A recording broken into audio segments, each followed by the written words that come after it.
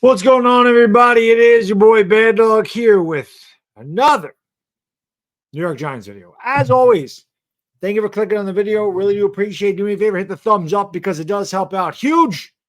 Hit the subscribe button, ring the bell. A lot of Giants content coming on this channel. Obviously, a lot of changes already being made, which we're going to talk about. I'll be live for the national championship game tonight at 7:15. Washington Huskies. Our guy, Michael Penix. And, of course, J.J. McCarthy, Blake Corum, and the rest of the Michigan Wolverines. Should be a really good game. Both teams 14-0. Michael Penix may be a Giant. Who knows? You want to come by and talk about the Giants for a little bit before the game or during the game. It don't matter. I'll be live for all of it. I'd love to see you guys and girls in the chat. Giants are having a fire sale. Fire sale! Without question. What a day it has been. It started with TMac gone. McCgaughey gone. We've been wanting a special teams coach out for a while. Obviously, Giants special teams not getting it done. It did seem to get a little bit better as the year progressed, but we had a lot of problems there. Blocked field goals, which the first blocked field goal of the year kind of led to our demise immediately. Andrew Thomas hurt his hamstring. We went down 7-0. We never recovered. Graham Gano got hurt. We had a lot of kickers get hurt. Gilla wasn't bad this year.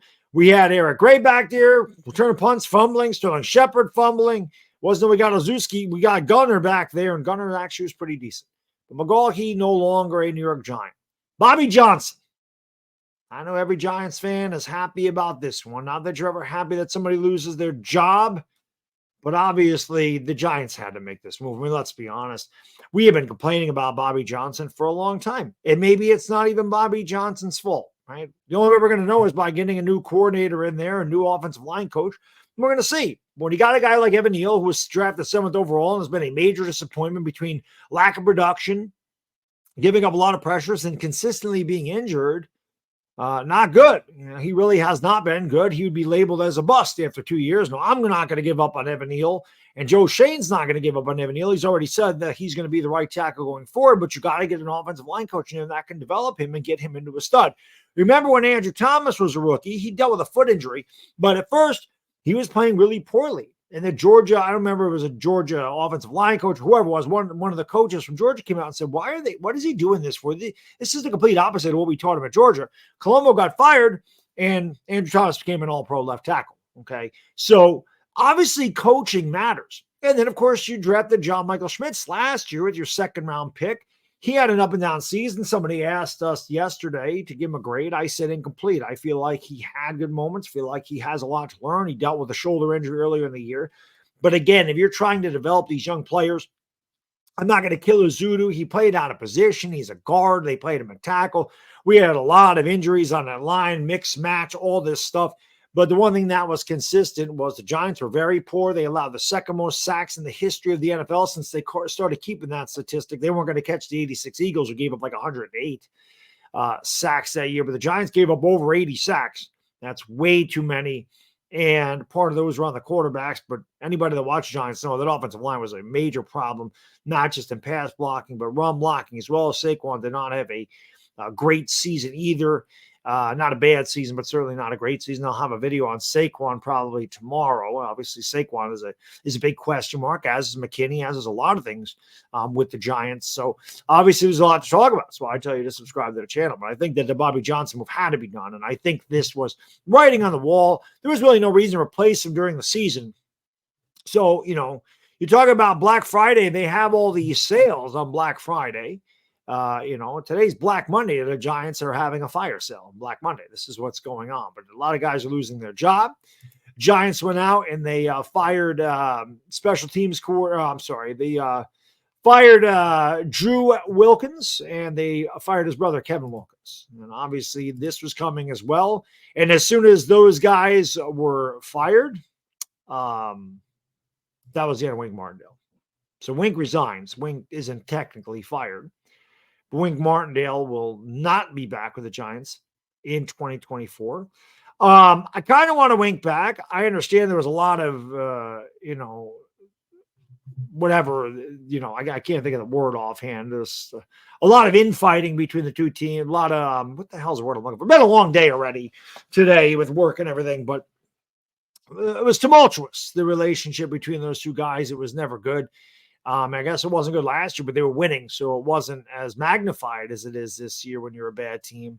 Obviously, the Giants gave up a lot of yards, and the edge rushers really didn't do as good of a job as Coach Dable would have liked, although Kayvon Thibodeau had 12 sacks. A lot of it, again, he was kind of hit or miss, and you'd like to see some consistency from Kayvon. So maybe getting a new defensive coordinator in here helps. I thought that McFadden was fantastic this year.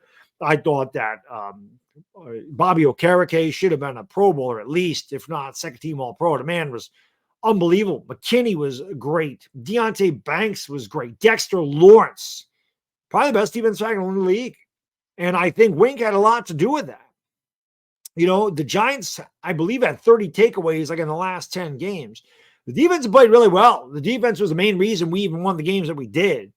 So losing Wink is bittersweet. I mean, I'm not going to kill the Giants for making this move. I wanted Wink to stay, but I completely understand if you're going to make changes, you really do need to do a complete 180. I guess you're just going to have to clean house. This is really going to be the pivot season for Joe Schoen, without question, and Brian Dable. The Gettleman guys are gone. Now you're getting rid of the coordinators, and trust me, on the bus, you can only throw so many people in front of that bus before it runs your ass over.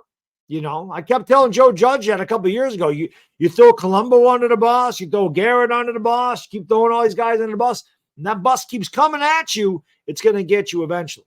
So now there is no excuse. Schoen and Dable got to do what they got to do in this draft. They got to do what they got to do in free agency, but it is up to them to get the right coordinators, the right players, and to turn this freaking team around.